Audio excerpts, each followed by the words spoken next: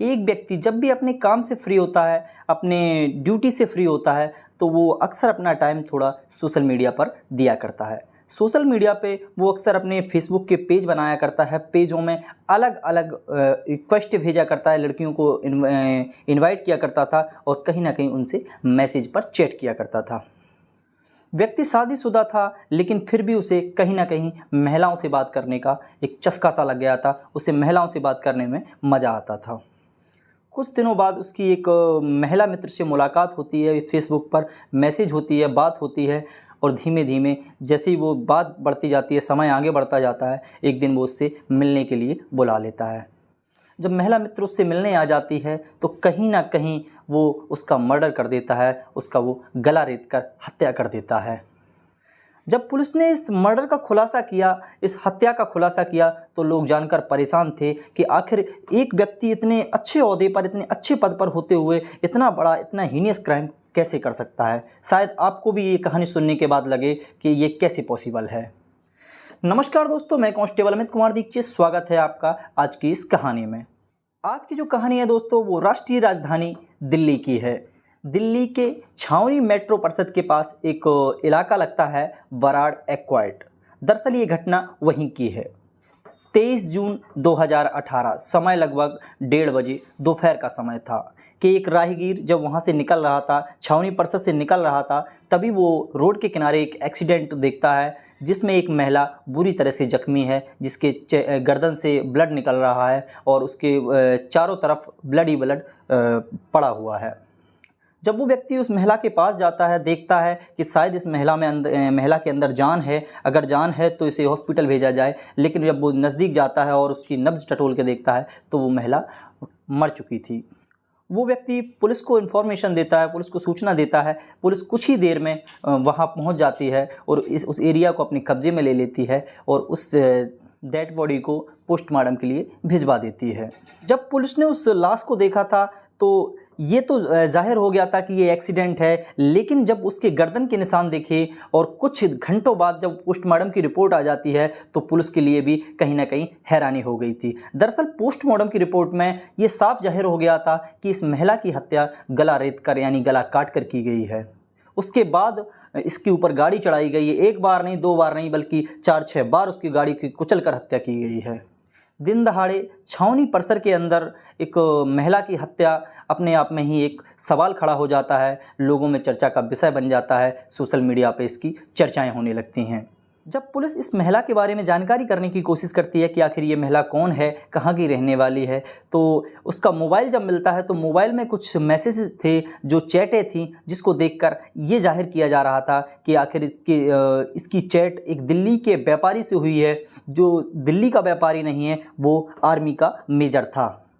जब पुलिस को उस महिला के हत्या के बारे में कोई सुराग नहीं मिलता, कोई जानकारी नहीं मिलती, तो कहीं ना कहीं पुलिस भी परेशान होने लगती है। लेकिन 23 जून को ही शाम को 4 बजे एक व्यक्ति वहीं के नज़दीकी थाना यानी नारायणा थाने में आता है और कहता है, साहब मेरी बीबी आज सुबह से लापता है। जब वहाँ के इंचार्ज उस व्यक्ति से पूछते हैं कि आपकी बीबी क्या करती है, कहाँ की रहने वाली है, क्या नाम है, जब उस व्यक्ति से उसकी बीबी के बारे में पूछते हैं, उसकी बायोडाटा पूछते हैं, तब वो बताता है कि मेरी बीबी आज सुबह ड्राइवर के साथ हॉस्पिटल गई थी, जिसका हॉस्पिटल में वहीं आर्मी एरिया में ही हॉस्पिटल में इलाज चल रहा था। ड्राइवर के साथ गई थी, लेकिन जब ड्राइवर वहाँ उसे छोड़ देता है, जब ड्राइवर लेने जाता है तो वो कॉल करता है, कॉल ऑफ आ रहा था, तब ड्राइवर ने मुझे सूचना दी, वैसे ही मैं आपके पास आ गया हूँ। जब वहाँ के इंचार्ज पूछते हैं आप उस महिला के कौन लगते हैं, तब वो बताता है कि वो मेरी पत्नी थी। वो व्यक्ति अपना नाम अमित द्विवेदी और अपनी पत्नी का नाम शैलजा द्विवेदी बताता है। वो व्यक्ति अपना परिचय देता है कि मैं आर्मी में मेजर हूँ और यहीं पे पोस्टेड हूँ। जब उस थाने के इंचार्ज उस व्यक्ति को सारा वाकया बताते हैं और उससे पूछते हैं कि क्या आपको किसी व्यक्ति पर शक है या कोई ऐसी रंजिश या कोई दुश्मनी जिससे कि हम इन्वेस्टिगेशन को आगे बढ़ा सकें। अमित द्विवेदी से काफ़ी देर पूछने के बाद फिलहाल वो कुछ नहीं बताता, कहता है नहीं सर, मेरी ऐसी किसी से कोई दुश्मनी नहीं है जिससे कि उनका मर्डर हो सके। पुलिस जब अपना इन्वेस्टिगेशन आगे बढ़ाती है तो अब उसके पति पर ही शक करना स्टार्ट कर देती है। वहीं से इन्वेस्टिगेशन स्टार्ट कर देती है और पूछती है कि आपके और आपकी पत्नी के बीच में रिश्ते कैसे थे। तब अमित द्विवेदी बताता है, सर मेरी पत्नी मुझसे बहुत प्यार करती थी और मैं एक दूसरे से बहुत प्यार करता था, लेकिन एक व्यक्ति है जो इस बीच में दीवार बनने की कोशिश कर रहा था। जब अमित द्विवेदी उस व्यक्ति का नाम बताता है, उस व्यक्ति का नाम निखिल राय हांडा होता है, जो कि एक आर्मी में मेजर है। जब अमित द्विवेदी बताता है कि मैं भी आर्मी में मेजर हूँ, वो भी मेरा आर्मी में मेजर है, कहीं ना कहीं हम दोनों दोस्त हुआ करते हैं, ये सारी वारदात उसी की हुई है। पुलिस को थोड़ा सुराग मिल गया था, पुलिस अपनी इन्वेस्टिगेशन आगे बढ़ाने का मौका मिल गया था, पुलिस अपनी इन्वेस्टिगेशन आगे बढ़ा देती है, उस निखिल राय हांडा के बारे में तलाशना, उसके बारे में जानकारी इकट्ठी करनी स्टार्ट कर देती है। जब पुलिस इन्वेस्टिगेशन कर रही थी तो निखिल राय हांडा के सारे कॉन्टैक्ट, सारे नंबर ऑफ आ रहे थे। निखिल राय हांडा के जितने भी करीबी थे, जितने भी जानने पहचानने वाले थे, जिनके बारे में जानकारी मिलती थी, पुलिस उनके पास जाती थी, उनसे जानकारी करने की कोशिश करती थी, लेकिन निखिल राय हांडा का कोई पता नहीं चल रहा था। निखिल राय हांडा के जितने भी नंबर थे सारे सर्विलांस पर ट्रेस करने के लिए लगा दिए जाते हैं। उसके पास एक गाड़ी होती है जो कि होंडा सिटी, जिसका गाड़ी नंबर DL3CCK 7882। पुलिस जब इस गाड़ी को खोजने की कोशिश करती है तब वो गाड़ी भी दिल्ली के इलाके में कहीं हर जगह सेट पे बता दिया जाता है कि इस गाड़ी की तलाशी ली जाए, ये शायद गाड़ी कहीं मिल जाए। कुछ समय व्यतीत होता है कि वो निखिल राय हांडा का एक नंबर 54 सेकंड के लिए ऑन होता है।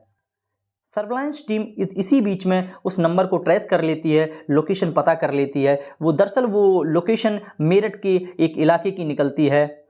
जब पुलिस मेरठ के लिए रवाना हो जाती है, मेरठ का एक इलाका था धौलाना, वहाँ जब वो गाड़ी मिल जाती है, निखिल राय हांडा भी मिल जाता है, वहाँ से मेरठ से लेकर उसको गिरफ्तार करके दिल्ली आती है। निखिल राय हांडा से जब पूछताछ पुलिस अपने तरीके से करती है तो वो 2-3 दिन तो टहला देता है, क्योंकि आर्मी का ये मामला था तो कहीं ना कहीं उनसे ज़ोर ज़बरदस्ती या उनसे बदसलूकी पुलिस नहीं कर सकती थी। लेकिन जब पुलिस निखिल राय हांडा से अपने तरीके से बात करती है तो निखिल राय हांडा की ज़ुबान ज़्यादा देर चुप नहीं रह पाती है और वो सारा वाक़या तोते की तरह बोल देते हैं। निखिल राय हांडा बताता है कि मेरी शैलजा द्विवेदी से फेसबुक पर बात हुई थी, फेसबुक फ्रेंड थे ये, जिसमें शैलजा द्विवेदी ने अपने आप को एक बिजनेसमैन की पत्नी बताया था जो कि एक मॉडलिंग करती है। और इधर निखिल हांडा ने भी अपनी पहचान छुपा रखी थी, इसने भी अपने आप को एक बिजनेसमैन बताया था जिसका दिल्ली में कारोबार है। जब इन्होंने एक दूसरे को सच बताया तब लड़की ने बताया कि मेरे पति आर्मी में मेजर हैं। तब निखिल राय हांडा ने भी बताया कि आर्मी में मेजर मैं भी हूँ, मेरी भी पोस्टिंग यहाँ छावनी परिषद के अंदर ही है। निखिल राय हांडा जब इस पत्नी से कहीं ना कहीं प्रेम करने लगते हैं, प्यार करने लगते हैं, तो वो एक इसके घर जाने के लिए एक बहाना ढूंढते हैं। वो अमित द्विवेदी से नज़दीकियां बढ़ा लेते हैं, दोस्ती का हाथ बढ़ाते हैं, उसके साथ मित्रता कर लेते हैं और उसके अक्सर घर जाने लगते हैं। निखिल का जब तक समय अच्छा चला तब तक तो इसकी पत्नी से मिलता रहता है, बातचीत करता रहता है, इसके ना मौजूदगी में इसके घर जाता है, इसकी पत्नी से मिलता है। लेकिन एक दिन ये अमित द्विवेदी जब अपनी पत्नी को वीडियो कॉल करते हुए निखिल हांडा से बात करते हुए देख लेता है तब वो गुस्सा होता है और उसे अपनी पत्नी को डांटता है, फटकारता है, कहता है आज के बाद अगर तुमने इससे बात की तो कहीं ना कहीं अच्छा नहीं होगा। पत्नी भी अपने पति से वादा कर देती है कि आज के बाद मैं निखिल हांडा से कभी बात नहीं करूंगी, मैं तो सिर्फ आपकी मित्रता के वजह से इससे कभी कभी बात कर लिया करती थी, लेकिन आज के बाद मैं इससे कोई बात नहीं करूंगी। कुछ समय व्यतीत होता है, उसके बाद एक यूएन मिशन के लिए अमित द्विवेदी का एक लेटर आ जाता है जिस पर उसे यूएन मिशन पर जाना था। अमित द्विवेदी की नज़र में शैलजा द्विवेदी से बात करना तो बंद हो गया था, लेकिन शैलजा द्विवेदी ने उससे निखिल हांडा से बात करना अभी तक बंद नहीं किया था। कुछ दिन व्यतीत होने के बाद जब अमित द्विवेदी का ट्रांसफ़र होता है, यानी उसको यूएन मिशन के लिए भेजा जा रहा था, उसका ट्रांसफ़र हो गया था वहाँ जाने के लिए, तो जब वो अपना शैलजा द्विवेदी को बताता है कि मेरा ट्रांसफ़र हो गया तो हम तुम्हें भी साथ लेके चलेंगे। जब शैलजा द्विवेदी निखिल हांडा से ये बात सारा वाक़या बताती है तो निखिल हांडा को ये बात बुरी लगती है और वो कहता है तुम इसके साथ मत जाओ, चलो हम कहीं नई ज़िंदगी की शुरुआत करते हैं, यहाँ से भाग चलते हैं। शैलजा द्विवेदी का एक छोटा बच्चा भी था, जब वो अपने बच्चे का चेहरा देखती है तो उसे लगता है कि कहीं ना कहीं मैं गलत कर रही हूँ और वो उसे निखिल हांडा को मना कर देती है कि मैं आपके साथ नहीं जा सकती, माफ़ करिए, आप अपनी पत्नी के पास जाइए। हालांकि निखिल हांडा भी एक शादीशुदा था, उसको भी एक बच्चा था और इसको भी एक बच्चा था, लेकिन फिर भी इनकी आशिकी बढ़ जाती है कि कहीं ना कहीं ये एक दूसरे को पाने के लिए समाज को छोड़ना चाहते थे, अपने बच्चों को तक छोड़ना चाहते थे, बीवी से तलाक लेना चाहता था निखिल हांडा। इसके प्यार में इस तरह से पागल था। जब शैलजा द्विवेदी मना कर देती है निखिल हांडा को कि अब आप कॉल मत करिएगा क्योंकि मेरे पति को शक हो चुका है, वो मुझसे नाराज़ होते हैं, वो मुझे डांटते हैं, अब आप प्लीज़ कृपा करके कॉल मत करिए। निखिल हांडा को शैलजा द्विवेदी की लत लग चुकी थी, उससे बात करने की लत लग चुकी थी। हालांकि शैलजा द्विवेदी एक मॉडलिंग गर्ल थी, मॉडलिंग करती थी, जो कि बहुत ही खूबसूरत थी। वो निखिल हांडा कहीं ना कहीं उसे दिल दे बैठा था। वो अपनी पत्नी से भी तलाक लेना चाहता था और इससे शादी रचाना चाहता था। जब शैलजा द्विवेदी उसे इग्नोर करना स्टार्ट कर देती है, उससे मिलना, उससे बात करना बंद कर देती है, तो वो परेशान रहने लगता है और उससे मिलने की कोशिश किया करता था। अक्सर वो उससे मिलने के बहाने, तरह तरह के बहाने किया करता था, लेकिन वो मिलने में असमर्थ रहता था। वो बस ये मौका देखता था कि कब इससे मुलाकात हो, कब इससे बात कर पाऊँ। शालिनी द्विवेदी अक्सर हॉस्पिटल जाया करती थी, जिसका कुछ इलाज चल रहा था, जो वहाँ छावनी परिसर के अंदर ही एक हॉस्पिटल था, तो वहीं इलाज के लिए जाया करती थी। निखिल हांडा भी वहाँ जाता है, खुद को माइग्रेन बताकर वहाँ भर्ती हो जाता है, उससे बात करने की कोशिश करता है। शैलजा द्विवेदी भी कहती है ठीक है, क्या बात करनी है, हम एकांत में बैठकर बात कर लेते हैं। 23 जून 2018 को सुबह लगभग 8 बजे के समथिंग ये निखिल हांडा जब शैलजा द्विवेदी को कॉल करता है, कहता है मैं बात करने के लिए हॉस्पिटल के बाहर खड़ा हूँ, तो ये शैलजा द्विवेदी आती है और उसकी होंडा सिटी कार में बैठ जाती है। फिर निखिल हांडा एक अपना मोबाइल निकालता है और अपनी बीवी को नंबर डायल करता है और उसको लगभग 10 से 15 मिनट तक गालियां देता है और फटकारता है और कहता है मुझे आपसे तलाक चाहिए।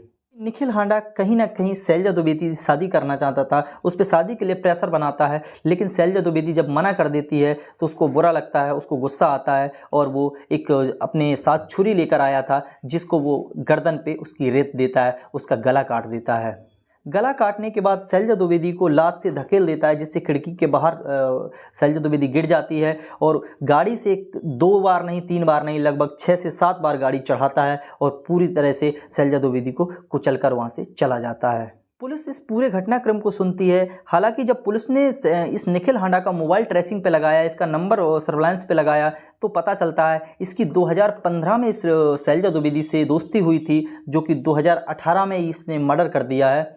लगभग 3 साल तक इनकी दोस्ती चली थी। पुलिस जब निखिल हांडा की कॉल डिटेल निकालती है तो पुलिस को पता चलता है कि इसने लगभग पिछले 6 महीने में 3300 कॉल्स और लगभग 1500 मैसेज शैलजा द्विवेदी को किए थे। शैलजा द्विवेदी हालांकि इनके कॉल और मैसेज को इग्नोर कर रही थी। वो कहीं ना कहीं अपने पति को वादा कर चुकी थी, पति को वचन दे चुकी थी, जिस वजह से इसकी बातों को इग्नोर कर रही थी और इससे दूर जाने की कोशिश कर रही थी। लेकिन ये कहीं ना कहीं उस पर प्रेशर बना रहा था, उस पर दबाव बना रहा था। इसी सब को देखते हुए इसने इस घटना को अंजाम दे दिया। दोस्तों, कहते हैं कातिल कितना भी शातिर क्यों ना हो, कितने ही बड़े ओहदे पर क्यों ना हो, अगर तहकीकात सही तरीके से की जाए, बारीकी से जांच की जाए, तो कातिल बच नहीं सकता। दोस्तों, इस निखिल राय हांडा ने अपनी ज़िंदगी के साथ साथ 2 परिवार की ज़िंदगी पूरी तरह से बर्बाद कर दी। हालांकि इस पूरे वाकया का जब पुलिस ने खुलासा किया तो लोगों में चर्चा का विषय था। लोग सोचने पर मजबूर थे कि इतने अच्छे पद पर बैठा हुआ व्यक्ति भी इतना बड़ा क्राइम कर सकता है। दोस्तों, इस पूरे घटनाक्रम को सुनाने का उद्देश्य किसी का दिल दुखाना नहीं है, किसी को परेशान करना नहीं है, बल्कि आपको जागरूक करना है, आपको सतर्क करना है कि क्राइम कभी भी हो सकता है, किसी भी वक्त हो सकता है। आपको सतर्कता बनाए रखना है, आपको अपने परिवार का हमेशा ख्याल रखना है। जय हिंद, जय भारत।